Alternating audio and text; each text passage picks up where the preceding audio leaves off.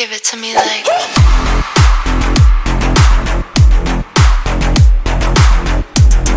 Wealthier than any people in the history of the world. Yet many are stressed out about their finances. Are people living beyond their means even though their incomes are relatively high?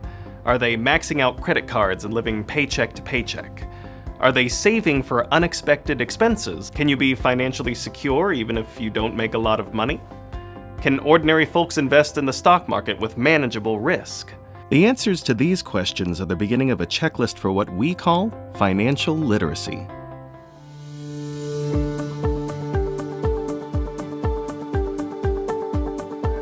When you talk about the checklist of things that people need to understand to be considered financially literate, I think it delves into a number of categories. It numbers into your basic everyday financial living, the basics of debt, and understanding just sort of what credit card debt means, what mortgage debt means, what a car payment means, budgeting, understanding money in, money out. It's stuff that really sometimes can seem very basic, but clearly is not. If you're not financially literate, then you have to worry about your spending. You have to worry if when you retire, you can meet your goals. It all starts with income. Income means the money you have coming in. How do you make your money? The law of comparative advantage comes in handy when making career choices. Figure out what you do well and enjoy that others value highly. I've worked very hard and built a successful business, and I don't have to worry anymore in my life about, your month-to-month bills and things like that. But that is true only because I did used to. I didn't have parents to give me money. I didn't have anything to fall back on. There wasn't a safety net. But what I did was rigorously plan and sort of set goals and then try to go about achieving them. You don't have to own a business to think this way. Start thinking how you can make yourself more valuable to potential employers, coworkers, and customers. How can you do your current job better, even if it is a minimum wage job, internship, or volunteer position? Are you working harder than others? First one there, last one to leave, not texting while on the job. These types of choices help differentiate you from others, and they create value for you in the job market. Remember, in the real world, you don't get paid for effort, but rather when you create value for others. And managing that money is just as important as earning it.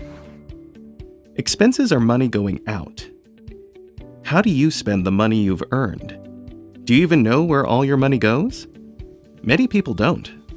If I could only teach to young people today just one financial literacy skill, a necessity that people understand, is to construct their own financial budget and how they execute upon that. All I mean by this is to understand that there are fixed expenses. They have $3,000 that comes in, and they have $2,500 of expenses. They need that fixed expenses, the stuff they have to, your rent, your car payment, your whatever the case may be. They need that number to be lower than what's coming in. I think the easiest way is the 50-30-20 rule, which is 50% of your monthly income goes towards bills and housing. 30% goes towards finances, which is paying off debt or saving, and the final 20 goes towards entertainment or going out for things that you like to do. So obviously the fixed have to come first, and you chip those away, and those get done, and then applying percentages to the rest. I think there's very little of that goes on. Some of the things can go wrong when one doesn't do it, and this is, of course, very common. You end up living your life in a way of you're always playing catch up. And it becomes very debilitating when someone gets behind. They may have the benefit of the consumption, then a new paycheck comes, a new bonus comes, and they don't get to enjoy the fruit of it because they're paying off the last toy that they purchased. And so you live behind instead of forward. I think that has a profound impact on one's stress level, but also just their capacity for the enjoyment of life. If people just started with that, the layering of financial priorities in their month-to-month cash flow planning, I think that would be an immense first step towards financial literacy. Assets are stuff you own. Everything from your savings account to a house to a car. The road to building assets starts with saving. The best reason I can offer for why even a high school student with a part-time job should start saving to some degree, just the habit. It's habit forming. That I believe that there is something to be said that for the merit of just getting in the practice of putting aside $5 a week, $10 a week, whatever the number may be. Save regularly for unexpected expenditures. You know that your car will need a repair, your cell phone may get stolen, and you may fall ill. I like to set up a savings account so I don't see that money, because if I see it, then I will spend it. So each paycheck, I take out a certain amount of money towards my bill for my car insurance at the end of the year, and it's automatically moved to the savings account. So that your paycheck hits your account, and then automatically you have your bank account set to send from your checking account to your savings account, just electronically off the top. You make your savings a fixed expense. It has to come straight out of your checking account. You're paying yourself first. And when that's in place, it opens up a lot of freedom to then go do other investment accounts. This approach will help you live a life with minimal financial stress and anxiety. It'll help you avoid financial troubles and pitfalls. As you build some savings, make sure to diversify your investments. Remember, never put all your eggs in one basket. Just don't, because if that one basket should fall, well, you get the picture. When you purchase a stock on the exchange, you're buying into a small piece of that company, so you're getting an interest in that company and you're becoming an owner of that company. And it entitles you to the stream of profits that company hopefully will make in the future. It has risk because the company may not make it. So the stock market is a way of funding business in America that carries with it an appropriate level of risk and reward. The best way for somebody to invest in the stock market with a small amount is by purchasing an index fund or an ETF or a mutual fund, because they are getting broad exposure to many different companies instead of just buying one position. What's all this talk of index funds and mutual funds? A mutual fund is a professionally managed investment portfolio that pulls money from all sorts of investors like you who are looking to diversify their investments.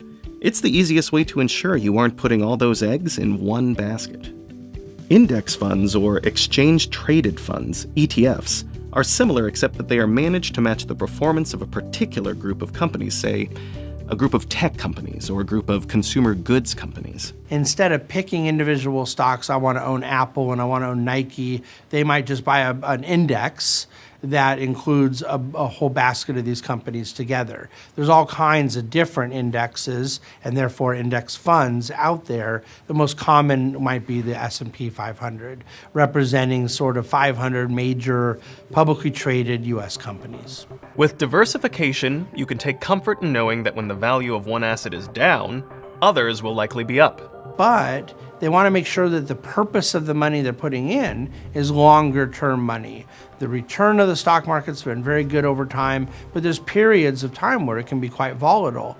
And so that's where one's financial literacy will hopefully lead to them understanding what instruments are good for short-term goals, what instruments are good for intermediate goals, and then longer term. One powerful tool in your plan is compound interest. Albert Einstein once stated, "The most powerful force in the universe is compound interest." The best way to take advantage of it is to start saving when you're young and investing strategically after you have your real-world savings account ready. Over the course of 20, 30 years of compounding, it's adding hundreds of thousands of dollars. I'm saying for regular middle-class families, the difference between starting to save at age 50 and starting to save at age 25 can be hundreds of thousands of dollars. And that's just simply from the benefit of time and allowing that money to work for them for a greater period of time. Even with all of the recessions and expansions of recent and distant past, diversified stock holdings have earned about a 7% real annual rate of return. Rate of return is extremely important. An asset earning 3% annually will double in value in 23 years. But an asset earning 7% will double in value every 10 years. Investing in the stock market offers opportunities for everyone. It makes such a difference when you can really exploit the time value of money, when you put time on your side. The leverage they get on that contribution to themselves because of the time value of money is monumental. And there's calculators that people can play with to go see, and they never believe the results. Simple interest would just work like this. You have $100, you earn 5%, you now have 105. And then you're gonna make another 5% on that 100. Now you have 110, the next year 115, the next year 120. So that 5% is simply being applied to your original $100. Compounding means that your $100 grows into 105 for the first year, but then 5% gets applied to 105. And let's say that number's 111, and then it gets applied to that. So the numbers start to break apart from the original denominator of the money. And so that's why compounding carries with it just a real special force mathematically. I think that there is really no financial literacy when people don't understand time value of money. Liabilities are debts you owe. The time value of money can also work against you. A lot of people get into financial trouble by constantly spending more than they earn. Credit is readily available today. That's both good and bad. It's good because credit can enhance your ability to undertake attractive investments such as a college education or a home. I fundamentally believe that there's a key difference between buying something with credit that is an asset versus consuming something with credit. Okay, when you go to the pizza place with your friends and use money you don't have, you don't still have the pizza. It is really gone. Whereas when you buy a home, you are borrowing money, but you are purchasing an asset that retains some degree of value. And then assuming that the servicing of that debt, paying that person back with interest, is affordable, it enables you to buy a very expensive asset before you have to save for the whole amount. By being able to make a really sacrificial endeavor to save the down payment and take on an amount of debt that the service of which might even be less than they're paying in rent anyways, or maybe equal to it, then they're building equity. The other example has always been, we talked about student debt, where you're taking on debt, you're gonna have to pay it off, but at least you're building an investment into a career, into a future, to education. But borrowing can be bad. When you borrow to buy things that will soon be of little value, use student loans to go on spring break, or max out credit cards only to pay the minimum amount due. When you recklessly spend more than you earn, your financial anxiety will build as your wealth declines, and you make large interest payments on items you've already consumed. As a general rule, paying for your vacations and your surfboards and your clothes shopping and your nights out with your friends with credit, well, clearly the asset is gone. You have zero of asset, but you still have the debit. So all you're doing is making yourself poorer by doing that. The avoidance of credit card debt early on is probably one of the great blessings a young person can ever give themselves. It's very debilitating to have to unwind significant credit card debt when you're really trying to get ahead and move forward in your adult life. It's going to make you a lot less financially secure because you're going to have stress and have to worry about your interest rates going up from not being able to pay off those cards every month. Someone could get to a point where they're literally spending over $1,000 a month and they're not chipping away at the debt at all. And I think that is what really ends up happening is you get used to the idea, I have a fixed expense of just making a credit card payment. I just paid $700, $800 a month for a credit card payment. And that could be a very high percentage of one's income. It ultimately leads to that kind of exasperation of feeling like you're never getting ahead. You get a raise, but you don't get to save or invest any of the money because you're still getting out from being, behind. The worst ramifications of excessive debt have always been emotional.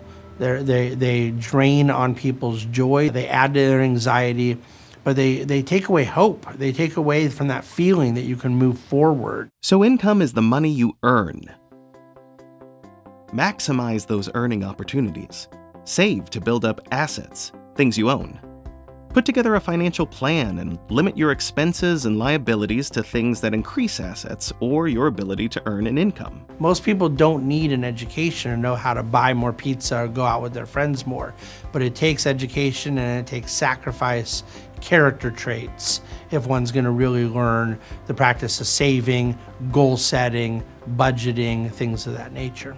I think the biggest thing with people not knowing about the financial market or not knowing about a plan or saving, a budget, any of the things that we discussed today is because they are afraid that they'll sound stupid or they don't know anything about it. So just don't talk about it at all. But I think that's the worst thing you could do. The more you talk about things, the better you understand them. The more you know, the more you can share.